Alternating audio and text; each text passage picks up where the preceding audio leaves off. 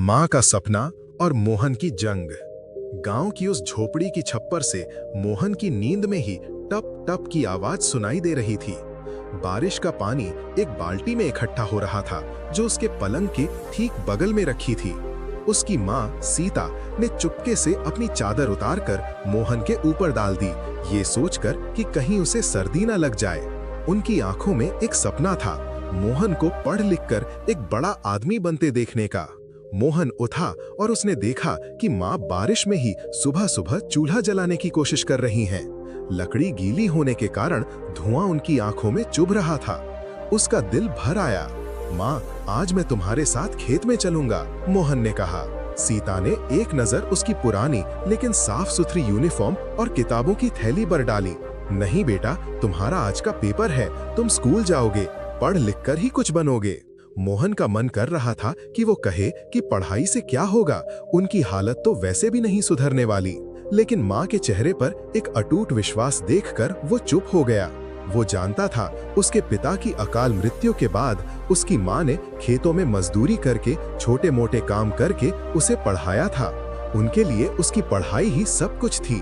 School से लौटते वक्त मोहन ने देखा कि उसकी माँ सिर पर बोझा उठाए कीचड़ भरे रास्ते पर लड़खड़ाते हुए चल रही हैं। बारिश ने रास्ते की हालत खराब कर दी थी। एकाएक उनका पैर फिसला और वो गिर पड़ी। सब्जियां कीचड़ में लथपथ हो गईं। मोहन दौड़कर माँ के पास पहुंचा।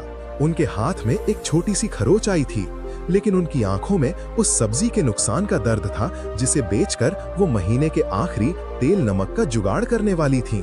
उस दिन मोहन ने ठान लिया। उसने अपनी किताबें और कॉपियां एक तरफ रख दी और माँ से कहा, माँ, अब मैं पढ़ाई छोड़कर काम करूंगा, तुम्हें इतनी मेहनत करते नहीं देख सकता।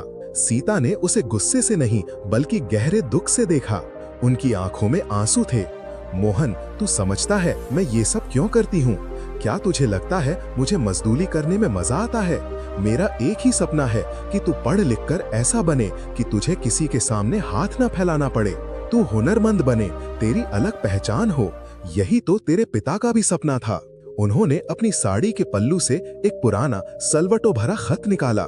वो मोहन के पिता का था जो एक दुर्घटना में चल बसे थे। खत में लिखा था, हमारा बेटा पढ़ लिख कर बड़ा आदमी बने, यही मेरी आखिरी ख्वाहिश है।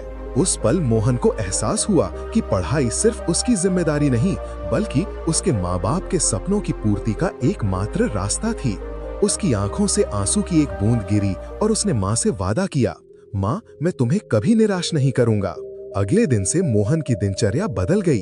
वो सुबह 4 बजे उठता, माँ के छोटे मोटे कामों में हाथ बटाता, फिर 5 किलोमीटर पैदल चलकर स्कूल जाता।